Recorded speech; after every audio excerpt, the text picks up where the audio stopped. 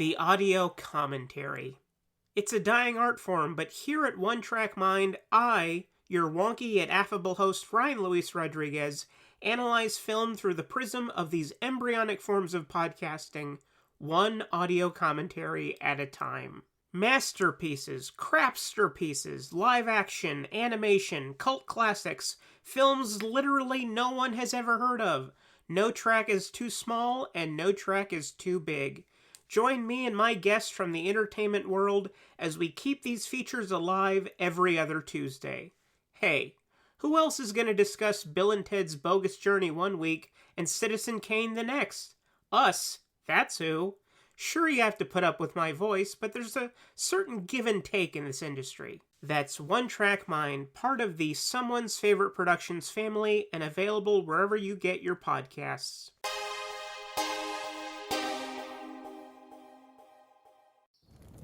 Have you ever wanted to dive deeper into the horror movies you love?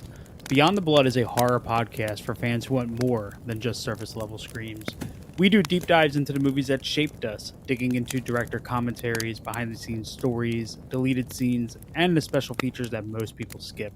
Each episode is a love letter to the genre. We break down how these films were made, the creative risks that paid off or didn't, and the lasting impact they've had on the genre as a whole. From 70s slashers to modern nightmares, we celebrate the craft, chaos, and characters that keep us coming back.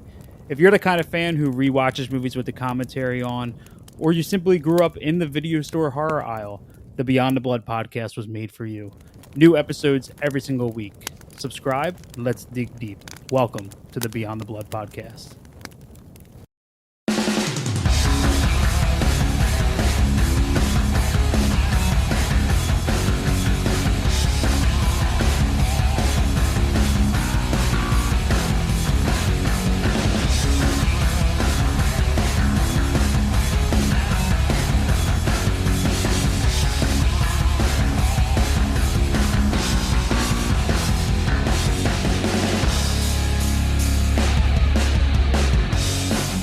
Hello there, I'm Stachiw. And I'm Trevor Gumbel. And we're the hosts of On Seagal, a podcast where we talk about only Steven Seagal movies all the time. Not all the time, but once a month. So if you're here on this episode, you're going to be listening to us talk about a little film that you probably have never heard of until today. Came out in 2016, along with 1, 2, 3 other Steven Seagal films, which is, as you will come to find out if you listen to our show, not as surprising as it may sound that Steven Seagal releases multiple films a year, given how much he's in them. And actually, I'm going to walk that comment back. Steven Seagal has 1, 2, 3, 4, 5, 6, 7 movies that came out in 2016. This is one of them. That movie is End of a Gun. Yep. Trevor, yep. Yeah. In my life, nothing ever happens for the reasons you might think. Get out of me! Hey, what? Come with me. Come back. He's got a gun!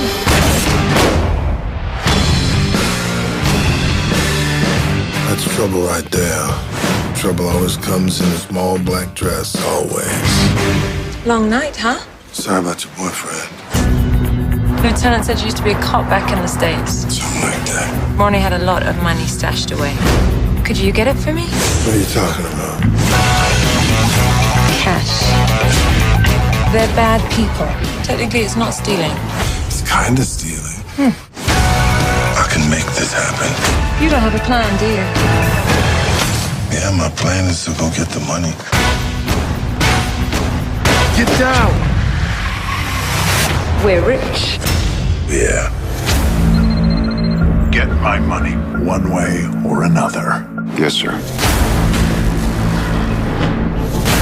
I'm looking for a man and a woman. He looks like a cop, she looks like a stripper.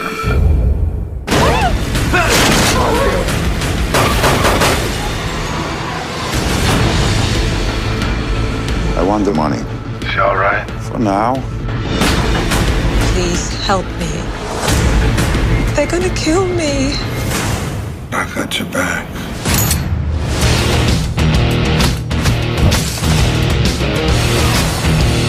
You think you'll share? Yeah. You could have walked away with the money. I'm not all about the money. I'm all about the honor. You've got balls. Thank you for noticing that. So that film is directed by Keone Waxman, who, yes, we have talked about on this show before. Twice, I believe. Yeah, and probably we'll be talking about him more, that's for sure. Oh, yeah, we will. And it stars one and only Mr. Steven Seagal playing, yet again, a one-named character of Decker. And what is Decker up to? Well, he's a federal agent, and he's hanging out with this woman. I honestly had no idea what was going on in this movie. Did you? I was... Okay, here's what I understood. There were things happening, and the dude from Cartels was in this movie, essentially playing the same character from Cartels. That actor being Florin Piersic Jr., who I guess we should just refer to him as that one very Eastern European actor. Evil guy, yeah. And and he's playing the most generic of generic villains, man. I mean, he was playing the most generic of generic villains in Cartels. I think his character in that movie was called El Tiburon, the shark. Well, I think it's more the screenwriter's fault than his fault, because they wrote him just like by the book checklist fucking drug cartel villain. So anyway, Steven Seagal plays a special agent. First of all, the credits start off like the 70s cop show. Right, it's very strange. It's very weird. The whole movie is tonally very weird. The music that they use. Yeah, so it's like the 70s. This is like a mid-aughts action movie that was on a Redbox. Like, it's a Redbox movie. So just take that into account. If you see the cover of the movie, you know what kind of movie you're getting into. And it opens with the least generic of generic music. It makes no sense. He's like driving around, I believe it's France. Sure, but it looks like Romania. Well, anyway, it looks like Romania where they shot the movie. He gets a phone call. From this one. Decker, I've been trying to reach you. I think they're trying to make him like he's this like attractive sex symbol, like wanted, like all the women want him and shit like that.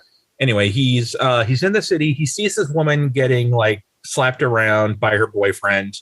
And of course, what does the boyfriend do when Seagal interjects? He tries to fight him. Yeah. How many hits does he get on Seagal? 0. What does Seagal do? Seagal shoots him in the head. Fucking kills him. Seagal fucking kills this guy in like broad daylight in the middle of Paris, supposedly.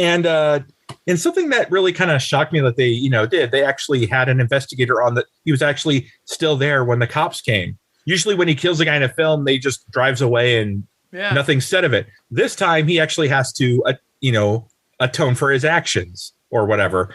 So they're like, you need to come down to the scene. You had to give your statement. You have to sign this saying blah, blah, blah, blah. And so he said, I'm not going to sign that.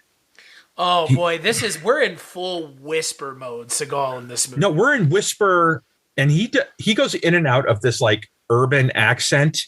I don't know, man. What you talking like he's about, talking, man? He's like, I don't know what you talking about, man. It's like very weird. New Orleans street urban, like. It is what a robot thinks people of the streets talk like. He's like, hey, man, I don't know what you're talking about, man. Like, I don't know what you're talking about. It's offensive. It is what it is. It's borderline, yeah. It's borderline offensive. Yeah, I know. But he goes in and out of it, though. Know what he's going for, and yeah, that's not great. But he goes in and out of the accent through the whole film. Yeah, when he's not doing the accent, he's whisper talking. Which is not intimidating. Like, what's weird is, again, Seagal is an intimidating guy. I'm not saying like he's a big guy, he's like a fat guy, which is, obvious, the joke everybody uses. But he's a big dude. Like, he's still an intimidating guy. I don't understand why. The way he carries himself. Whispers. Yeah, except he's whispering. It's like, come on. He's been doing it this whole time, but when he really dials it up, it's insufferable. It really is. It really is. Well, so after he speaks to the cops, he talks to the girl. The girl tells him that, the car's been impounded since it's evidence, basically. The girl tells him, I need to get that car back. There is $2 million in cash hidden in the trunk. If you help me get the car, I will give you 10%. And the way she convinces him, pussy. Yeah, she's like, I'll suck your dick real good. And he's like, all right. No. And it's like, and there's a thankfully very short love scene. Boy, that's part of my contract, dude. I gotta share the screen with Steven Seagal's naked body. Oh man! And Hold thankfully, me closer, leather daddy. Like leather, they don't in the color of his skin is leather-like. Thankfully, they don't show much. It's like a brief thing, and then it's over. And it's something. It just sounds to me like this was a Seagal. Like I gotta have a love scene with this woman to show so much of a man I am, how desirable I am. He's very desirable. Keone Waxman said that this is a very different Steven Seagal movie than Killing Salazar, which was Cartels, the movie that we have watched. And it's he said that Steven in suits being chased by cool French bad guys, like an Elmore Leonard story. Oh, that's offensive to Elmore Leonard. Steven and Jade Ewan are a great crime film couple on a double-crossing heist. Oh my God. Florin Piersic Jr. from Killing Salazar chasing after them. Simple and cool story this time around. You know what? I'll give Keone Waxman credit. He attempts to hype up his own movies. Is he successful? No. The moment you start the movie, you'll find the answer out. Because I mean, here's the thing. Go ahead. I will say this didn't anger me. It's not like offensively bad. It was just kind of mediocre. It just was like it's like everything I could tell, every twist or everything that was going to happen is like so predictable. Twist. Quote unquote. So let's talk about the villain. Let's. Florin Piersic Jr. Is this the only way the man gets work is to work with Keone Waxman? Because he's just he's not a very threatening villain to me. You know what's insane? He shot this movie after he shot Cartels, but this movie came out before that movie. Did they just shoot these all in like one afternoon? They're Probably. Just like, we've got a hotel in Romania. All right, we'll do that movie there. We've got. Hey Seagal, what are you doing Saturday? Yeah, the streets of Romania. All right, we'll do the pickups of Steven out in the world. His body double will be the rest because, oh yeah, by the way, once again, Steven Seagal body double through half of the movie. The other half of the movie, he's fucking sitting down in a car. So as we've gone further backwards, we have noticed that this is becoming more apparent, but lessened because the newer movies have it really badly. But we're getting to the point in these movies where Seagal is starting to sit down more often than not, and it's so lazy. I mean, he only has 1-2 fight scenes in the whole film, quote unquote. If you want to call them fight scenes. Again, it's weird. Red Letter Media did a video about the fake Bruce Willis movies, like the Bruce Willis movie farm. Oh, you talk about the straight to video shit he's been doing? Yeah. I would contend they should have covered Steven Seagal because he was doing it before Bruce Willis was. Absolutely. Long before. And he was making these quote unquote like fake movies with Keone Waxman and all these other Eastern European directors years before Bruce Willis was doing it. And Seagal gives less of a shit of a performance than Bruce Willis does. Yeah, I mean, Seagal in these movies isn't even in them to most of the time. Razzie should have had a Seagal category before they gave Bruce Willis a category. Did they give him a category? Bruce Willis? Yeah. You didn't hear about this? No. This year's Razzies, there's a whole category of just Bruce Willis films nominated. Worst Bruce Willis straight-to-video film. First off, the Razzies, who gives a shit anymore? They're a fucking joke, dude. Right. The internet exists. And I'm not meaning... The Razzies are irrelevant. The internet exists. And I don't mean joke as in, haha, funny joke. I mean like, this is fucking pathetic joke. Right. It's irrelevant. It's not... It's like cinema sins. Like, there was a time and a place for that kind of film... Not criticism, but I don't know what you would consider it. It's passe now. It's irrelevant, man. It's fucking irrelevant. Yeah, the Razzies are irrelevant at this point. But I would contend Seagal has been doing this before. I mean, if Red Letter Media is talking about Bruce Willis doing it more recently, Steven Seagal created the model through which you could do this. For over 2 decades, he's been doing this shit. Right. I mean, he's been doing this for a long time. He's been making these direct-to-video movies with some dude in Eastern Europe or wherever. What was that Bane quote? Something. I was born in it. I was made in it. I was born in it. Yeah. I mean, he was. The Patriot is the first Seagal direct-to-video movie, and that's like 1999. Yeah, 1990. Yeah, I remember seeing it Like I think we brought this up when we did the Under Siege with Vern, that I remember seeing it in the video store on VHS of all things. Like he was doing shit in the VHS era. Yeah, that's my point. And so like for them to be like, oh, I'm so surprised Bruce Willis is doing it, like it's more surprising that it's Bruce Willis, but similarly to Seagal, he was a 90s action star who has fallen. His stock has fallen so hard. I mean, Seagal has fallen pretty hard, but I would contend Steven Seagal can give a good performance too, with the right script and the right director. Well, I mean, Under you've Siege. Seen it in Under Siege, and I mean, yeah, is he amazing in those movies? And we keep bringing it up. I keep bringing it up. He just needs to have a sense of humor about himself. Well, yeah, but that's good luck. He needs to be able to laugh. Well, yeah, but he's the same guy that wasn't in The Expendables. He is the guy who said no to The Expendables. Of all people, I thought Stallone said no to him. No, Seagal was like, well, if they ask me, I don't work with funny people. It's like, okay. Yeah, but he does the Onion movie. What the fuck? Look, Steven Seagal is an idiosyncratic guy, clearly. He's a weird guy. Like who knows what he likes and what he doesn't like. So well, look at Machete. Look at Machete. That was a fucking... So I could argue that was kind of a satire. Yeah. But because Machete was kind of played... I don't fucking know. He probably thought Cockpuncher was a real film. I mean, when you look at something like this, which is, again, essentially a made-for-TV movie. I mean, this could have shown on, those movies that show on Sci-Fi. This is the equivalent of that for action movies. Now that you mention it, I don't remember many, like, profanities in the film. What profanities? This movie's rated PG, essentially. Does this movie even have a rating? I don't remember it. I don't care. Does it have to have a rating if it's released on... If it's released on streaming and on... Yeah, that's a good point. Does it have to? No, it doesn't. You can do whatever the fuck you want. This is the kind of movie that ends up on Pluto TV or Tubi TV. Like, what's sad about this movie is there is so little going on in this movie that it has run into other movies that we have talked about in plot. Like the fact that this movie has Florian Piercing Jr. in it as the villain, just like Cartels did. Like, I'm not even sure if you played Cartels and End of a Gun together in the same day, if you played them for me and asked me, tell me which movie this was in, I'm not sure I'd be able to tell you. Let's be transparent here. When we were setting up for this podcast, we didn't know what Seagal film we were supposed to be doing because we mixed them up. All of these movies do, I mean, essentially you're saying the same thing I did, which is all of these movies run together. They basically have. This movie and Cartels. His characters in every one of these films. Character. Yeah, they're indistinguishable from each other. He's playing himself. He played himself in China Salesman. He played himself in this movie. He played himself in Cartels. He's playing this guy who just can't be bothered to give a shit. Is what it is. Unless you tell me what his character is, I will just assume it's the same fucking character from every other film he's done. He's a former something that was really good at martial arts.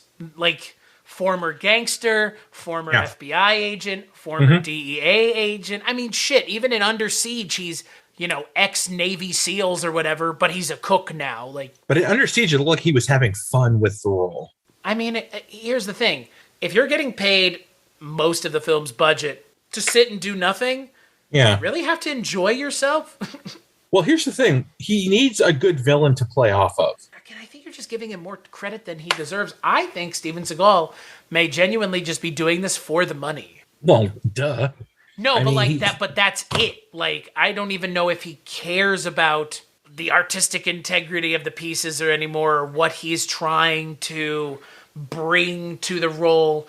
I don't know.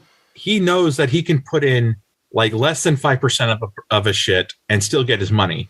Yeah. And they'll still consider it good enough because that's just how it works. And he's the bottom of this curve of people. Bruce Willis is somewhere near the top, but like Steven Seagal is near the bottom of these people. Like, I'm not saying Stallone and Schwarzenegger are the best actors. But even they've been direct to DVD movies. Yeah, but they actually give a performance.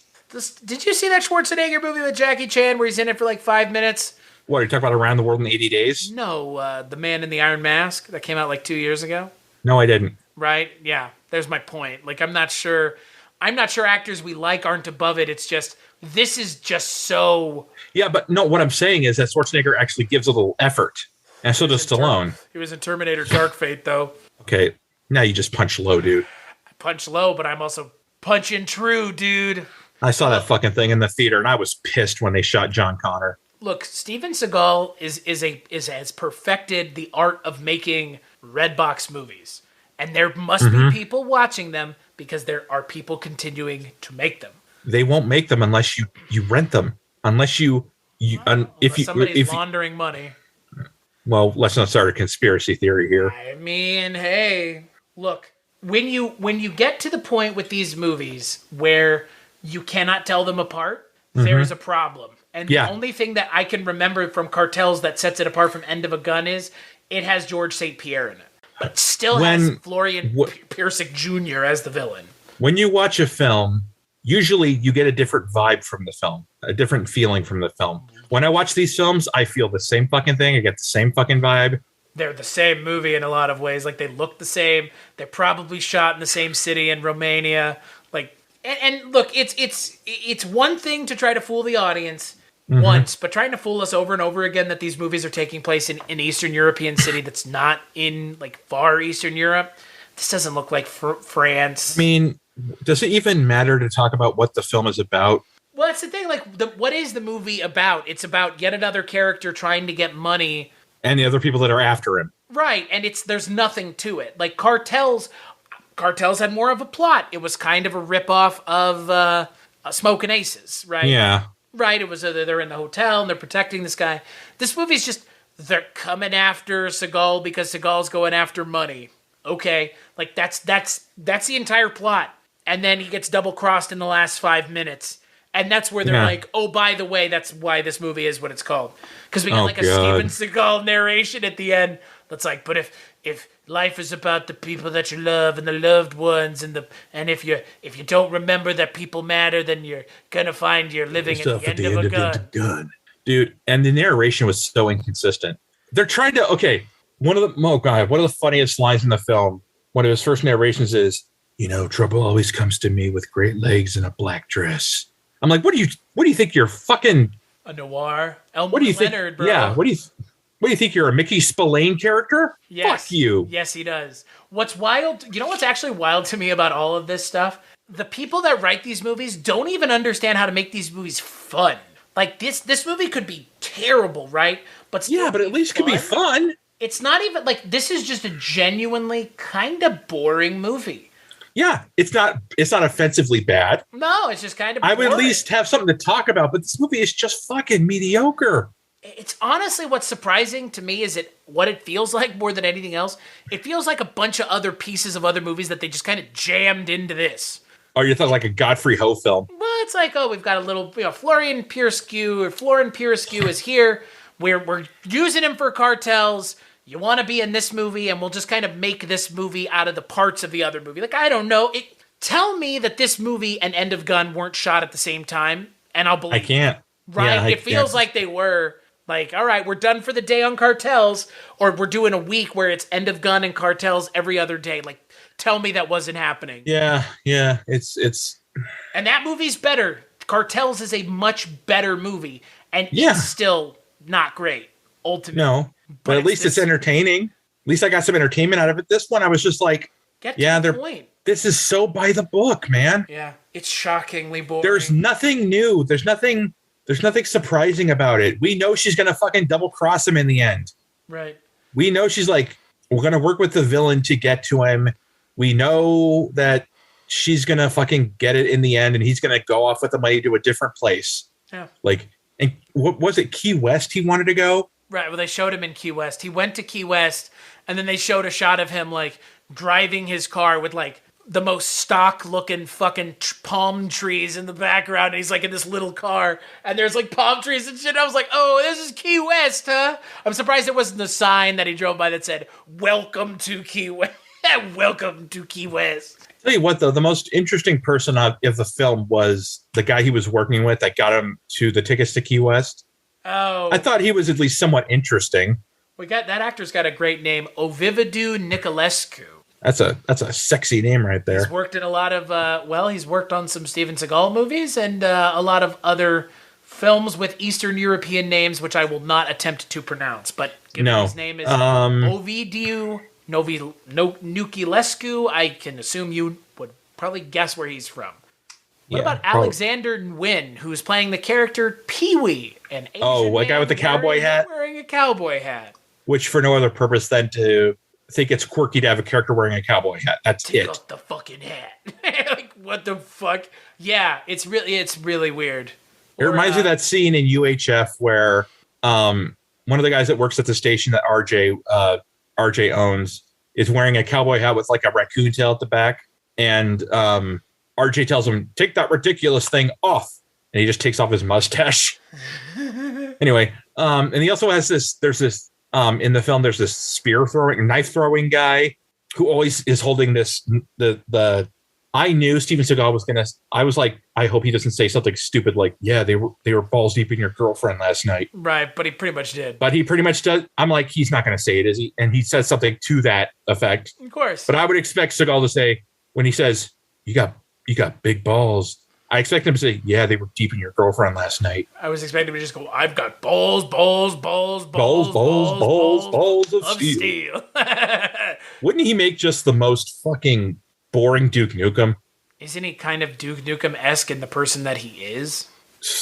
Yeah, but he's not as... Duke Nukem without the charisma. Yeah, basically. He's like, I'll rip your head off and shit down your neck. You don't see these films, he always holds... When he's just walking and not pointing it at somebody, he always holds a gun the same way, like this. He always holds himself like that and everything.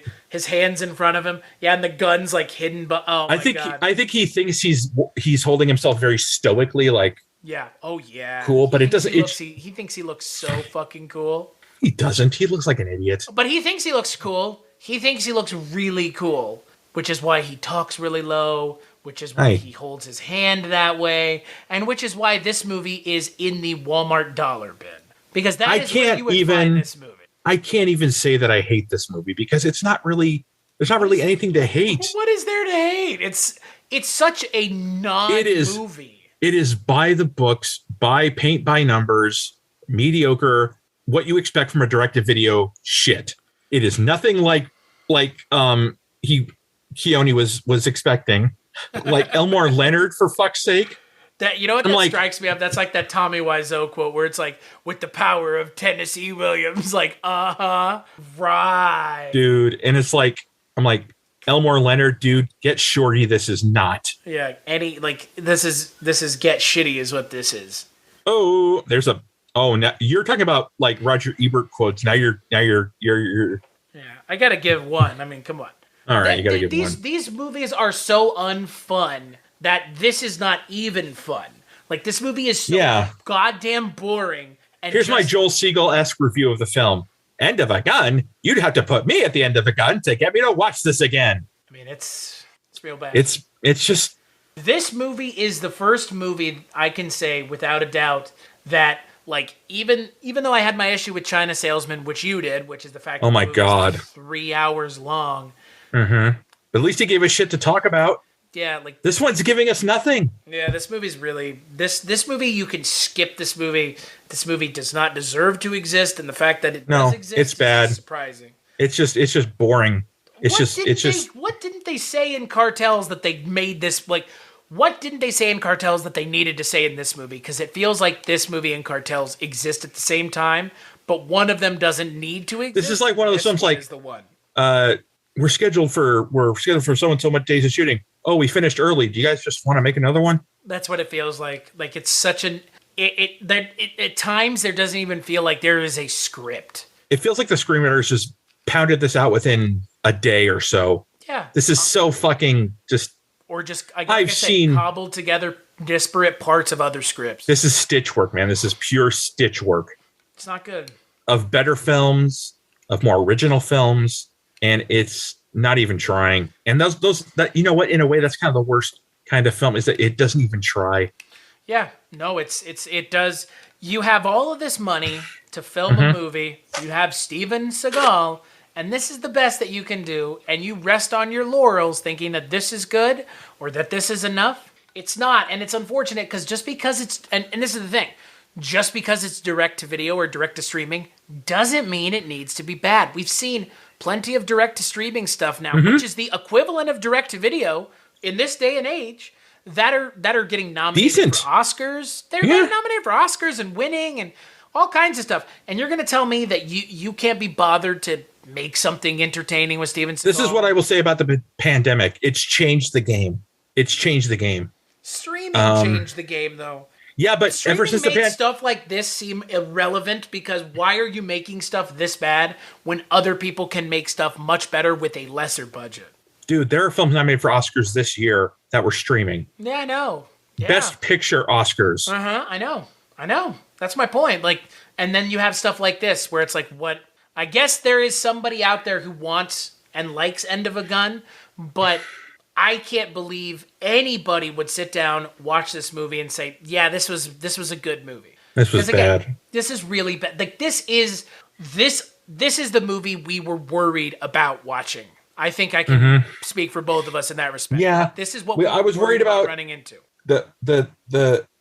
We were worried about running into the film that just is cliche to every fucking step. And cliche to what people believe these kinds of movies are. When we say Seagal doesn't try anymore, this is the fucking kind of movie we're talking about. Yeah, like the fucking the stereotype, the case zero. And I think Keone Waxman just kind of massages that in him. Because he lets him do whatever he fucking wants. He's like, I have Seagal. What am I going to do? Argue with him? You know, he lets him get away with it. And that's why then you lose your golden goose. And Keone Waxman's like, Seagal's the only reason I'm getting a movie made. That is the reality here. Is these movies don't get made without someone like Seagal or Bruce Willis or whoever. Whoever they are in the time that they're making movies like these, the people that are the sole star of the movie is the only reason these movies are getting made. So in the 90s, it was Armand Asante and Jeff Fahey. Yeah. And now it's Seagal and Bruce Willis. But look, their movies like this have been made forever. They were being made in the 70s and 80s and 90s. But when you see someone who's making big movies beforehand, making stuff like this, it's unfortunate. I mean, even Nick Cage has made stuff like this. I mean, nobody's above it. But the thing with Asante and Fahey is that some of their stuff was actually really good. They actually tried. We haven't because they're good actors. We haven't watched all these yet. Well, with Nick Cage is like he kind of goes back and forth from streaming to theatrical. He just does whatever the fuck he wants. And I kind of respect him for that because I kind of like that about him. And I mean, he's got this new film coming out with what's his name from The Mandalorian? Pedro Pascal. He's got a film coming out with Pedro Pascal where he's playing himself.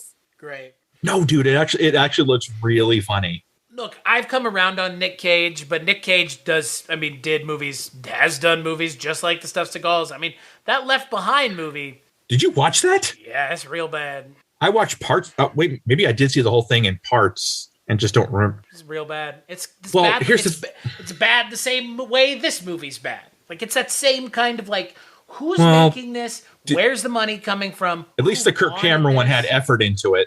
Yeah, but say what you will. Point. Like, who is making these movies and who is watching them? Like, are Christians. Are these turning? Are you talking about this or are you talking about this or Left Behind? I'm talking about these kinds of movies. Oh yeah. Well, I mean, Left Behind basically, Christian films make money. Sure. Unfortunately, this one didn't. Left Behind was kind of a failure at the box office. Do you think these kinds of movies make money? The Steven Seagal films? Yeah. There's got to be someone watching them because they keep making them. I would agree, and Lionsgate keeps fucking releasing them. Lionsgate doesn't seem to have a gauge of good or bad because they seem to release anything. They kind of do. They can release a lot of really weird really weird CGI stuff in the United States. They can release some of the best horror films or whatever in that. Then they can release the biggest pieces of shit. Lionsgate is such a juggling, such a like a cup game. Yeah. Have you seen the preview for that Pauly Shore Pinocchio movie? Wait, that's Pauly Shore? In that it's not the Guillermo del Toro one. It's like a CGI Pinocchio movie. No. I didn't see that one. I saw the Guillermo del Toro teaser. Yeah, but there's a trailer for a Pinocchio movie that's being released by Lionsgate, and Pauly Shore is Pinocchio. And I'm just thinking to myself, like, who wants this? Lionsgate? Who has been asking for this? They just produce they release anything, I guess. Holy shit, it exists. Pinocchio, a true story. Yep. Lionsgate's wild, man. They will just release whatever. I got nothing against Pauly Shore. I like Pauly Shore. I even like some of his movies. I love Encino Man. I like Son-in-Law. I mean, In the Army Now wasn't bad. Trevor is invalidating his opinion. Oh, fuck off. Okay, I'm looking at the cast. Pauly Shore. I said I love Encino Man. That's easy to defend. Is it? All right. Let's look at this cast. This cast for Pinocchio, there's only 4 people listed so far. John Heater's one of them. Poor John Heater. Not poor John Heater. He's a working actor. Tom Kenny, SpongeBob himself. Working actor. Working Dmitry Ozivov as Mojofoco. As motherfucker? No, it says Mojofacho? Whatever the fuck it means. Filker? What are you saying? What do you think of John Heater, actually? This is the Seagal podcast. What do I think of John Heater? I mean, what do we have to say about the film anymore? He was in 1 or 2 good movies. And he's made a career of that. As obnoxious as it is still a good movie. God, I laughed my ass off when I first saw Napoleon Dynamite. And then the movie. The problem is that the impressions started coming. Yeah, but that's like Austin Powers. That's like Borat. That's like anything else that's popular. Well, when everything else gets over merchandised to shit. Yeah, I know. That's what happened with A Christmas Story, man. For years, it was just kind of this tiny, cult Christmas film that some people loved. Then TBS started fucking showing it 24 hours a day, and all these stores started merchandising the shit out of it. Merchandising juggernaut that is A Christmas Story. It is a juggernaut, and now they're making another sequel to it.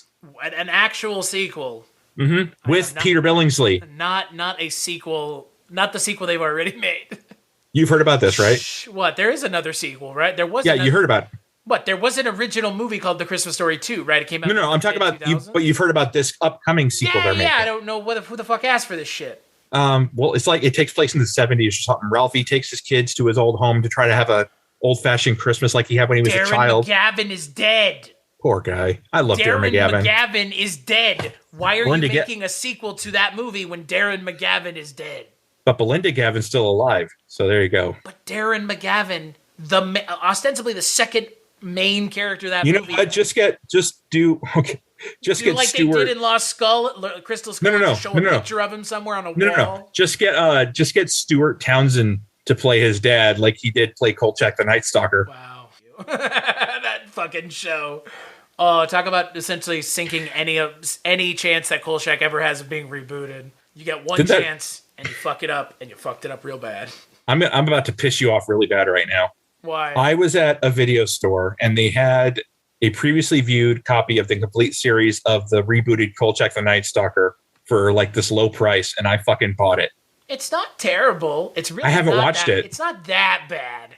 It's not like some sort of like cinematic abortion. It's just it's an inferior remake of a show that went on to literally inspire some of the greatest television shows of all time and gave one of the greatest TV writers his start. David Chase was a fucking screenwriter on Kolchak, and he was, I think, he was either ran the writer's room or was one of the heads of the writer's room, and he went on to create the greatest show of all time. What is this saying about the Steven Seagal film that we're already talking about other shit?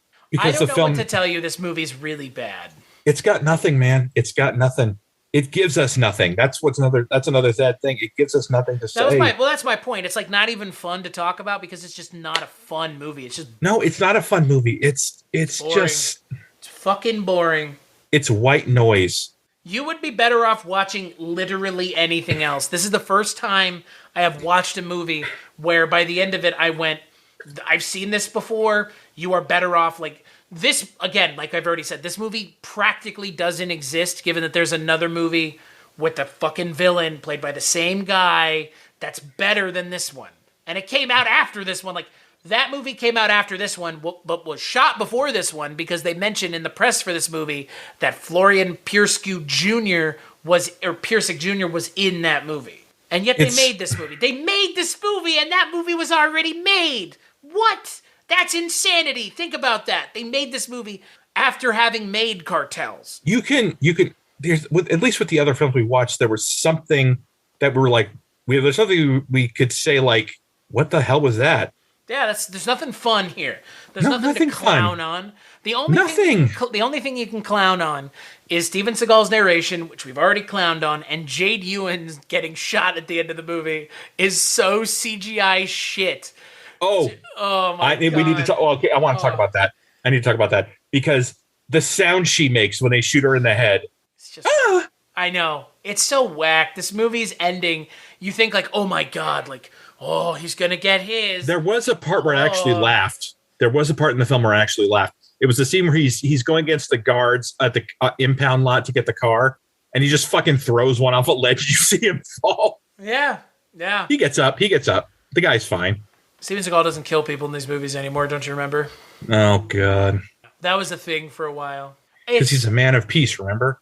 Until we get to Steven Seagal, what's it called? Steven Seagal Lawman. Right. Yeah, this, I'm going to ask you ponytail yes or ponytail no, Trevor, but I think our answer is the same here. This is a minus ponytail no. It's a real bad movie, dude. This is actually, bad. You know what, again, it's not even bad. It's just like, I don't understand its point of existing. It's there's blah. Another movie that's just... It is fucking blah. Yep. It's, I used to think that Keanu Waxman had potential because the first one we watched of his was actually pretty decent. As a Seagal film, it was actually not bad. Actually, there was some entertaining shit in it. And I thought, okay, maybe that's later Keanu Waxman. He's technically gotten better. Yeah, well, I mean, he needs technically, he's gotten better. Thank God, I really want to see a great Steven Seagal film. Well, you got to watch those original ones, which is why we didn't do the show with us just starting with the original movies because it would be just us talking about how bad these movies are. Because I get the distinct feeling we're not going to be. I get the distinct feeling there are going to be more of these kinds of movies. But to be honest with you, we've given positive reviews to some of his later films. Yeah, Attrition was pretty good. Mm-hmm. Yeah. The only one that we really got pissed about was China Salesman. What the fuck was up with the head guy, where you never see his face and the voice is obviously ADR'd? That's never resolved. Vargas. We don't know who the fuck he is, huh? You talking about Vargas? Yeah, where you never see his face and the voice is clearly ADR'd. Yeah. And it's like, okay, is this a mystery what his face is going to be? Is this going to be like a twist? No, the movie just ends. They don't even mention Vargas again. I'm like, we still have Vargas could still come after him. I don't care. I love it. It's so lazy. God, even Dr. Claw had resolution. I know. So with both of us, ponytail no, on the next episode of On Seagal, we're going to be talking about 1997's final Steven Seagal theatrical release of his initial theatrical kind of career, Fire Down Below, where he plays an EPA agent in rural America. And there's a lot of country western singers in that movie, including the villain played by Chris Christopherson. It's a weird movie. It's a good movie though, and it's got Harry Dean Stanton in it. Harry Dean Stanton's always awesome. Yeah. So that's what we'll be talking about on the next episode. Until then, where can people find you, Trevor? You can find me on Twitter at Bad Vertigo and Instagram at the same. You can also find me from time to time on the Kulturecast with my co-host Chris Stachiw here.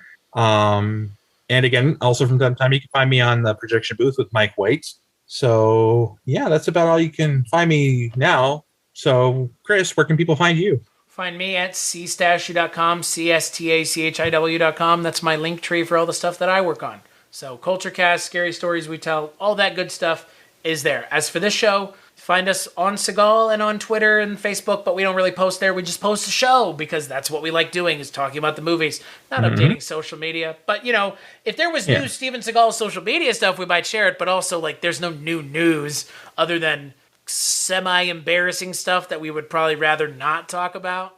Mm-hmm. So on that note, make sure to check out the next episode.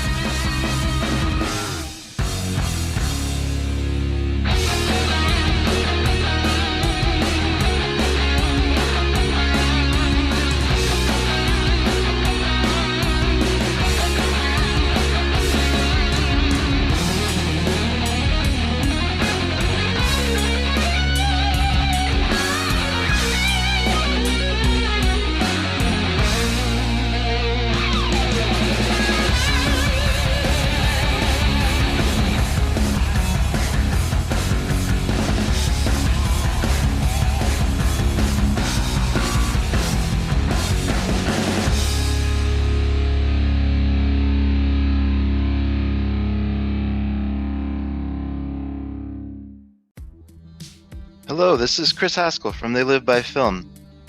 For those that don't know us, Adam, Zach, and I, we built a podcast over the last 2 years that's a combination of film discussion from 3 very different perspectives, as well as industry interviews with the leaders in boutique Blu-ray and 4K community. We started with Dev Crocodile, but over time we've been lucky enough to speak with Arrow Video, Severin, Mondo Macabro, Vinegar Syndrome, Radiance, Indicator, most of the OCN partner labels. It's been a blast. You can find us wherever you podcast, and also actually recently as part of Someone's Favorite Production Podcast Network. We hope to see you online.